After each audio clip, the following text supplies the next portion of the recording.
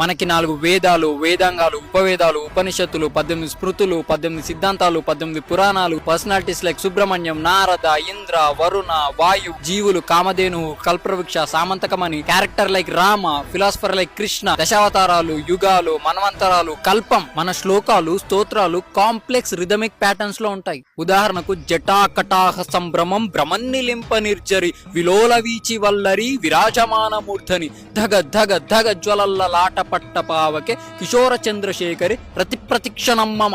మన దేశంలో 5th సెంచరీలోనే Nalanda university ఉంది. 24 కిలోమీటర్ల విస్తీర్ణంలో 2000కు పైగా ఆచార్యులతో, 300 ఉపన్యాస కేంద్రాలతో, 10,000కు పైగా విద్యార్థులతో 90 లక్షల గ్రంథాలుండేవి మిత్రమా. చైనీస్ ట్రావెలర్ హ్యాన్సంగ్ తన గ్రంథంలో పేర్కొన్నట్టు ఇప్పుడున్న China, Tibet, Turkey, Indonesia, Malaysia, Korea మొదలైన దేశాల నుంచి వచ్చి విద్యను అభ్యసించేవారు ఇక్కడ. యూనివర్సిటీ ఆఫ్ మాంచెస్టర్ 2007లో Indian predator Newton discovery by 250 years అంటే భారతీయులు న్యూటన్ కన్నా 250 ఇయర్స్ ముందే గ్రావిటీ యొక్క థియరీ కనుక్కున్నారని నేను చెప్పడం కాదు, యూకేలో ఉన్న యూనివర్సిటీ ఆఫ్ మాంచెస్టర్ చెప్పింది. మనకి మహర్షి కన్నడ్ రాసిన వైశేషిక దర్శనంలో ఉంటుంది గురుత్వ ప్రయత్న సంయోగనాం ఉక్షేపణమని, అదే గ్రావిటీ థియరీ. ఇటలీలో ఉన్న పీసా టవర్ 5.5 డిగ్రీస్ లీన్ అయితేనే వండర్ అయినప్పుడు వారణాసిలో ఉన్న రత్నేశ్వర్ మందిరం 9 డిగ్రీస్ లీన్ అయింది. ఇవి పుక్కిటి పురాణాలు కావు మిత్రమా, పరిడవిల్లే నాగరికతలో పుట్టిన పురాణాలు. ఇప్పుడు వెంటనే ఈ సూడో సెక్యులరిస్టులు, కమ్యూనిస్టులు, ఎథిస్టులు అందరూ వచ్చి మరి అంత టెక్నాలజీ ఉన్నప్పుడు రాకెట్ కనిపెట్టొచ్చు కదా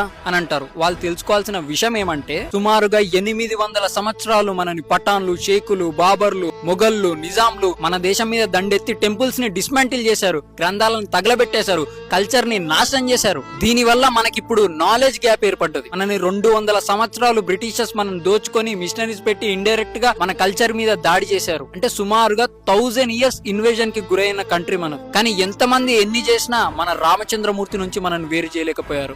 ఈ రోజుకి మన దేశం సనాతన ధర్మ పునాదుల పైనే ఉన్నది. నాకు గర్వంగా ఉంది పితృవాక్య పరిపాలకుడైన నా శ్రీరామచంద్రమూర్తి పుట్టిన దేశంలో పుట్టినందుకు.